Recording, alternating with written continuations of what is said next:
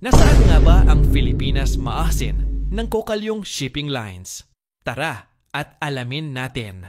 Ang MV Filipinas Maasin ay isa sa pangunahing barko ng Kokalyong Shipping noon at ito ay matagal rin nagserbisyo sa kumpanya. Ngunit ilang taon na rin na hindi na nagbabiyahe ang barkong ito. Marami nga ang nagtatanong kung nasaan na ba siya. Konting barkong kaalaman. Noong 2021 ay ipinasok ang Filipinas Maasin sa Chunishi Shipyard, Balamban, Cebu para sa dry docking and refitting works. Sa kasamaang palad ay naabutan ito doon ng Super Typhoon Odette at nagtamo rin ito ng malaking pinsala dahil sa bagyo. Pagkatapos nito ay nawala na parang bula ang barko. Ngunit hinanap ito ng team natin at nadiskubre ang Filipinas Maasin sa Trigon Shipyard, San Fernando, Cebu.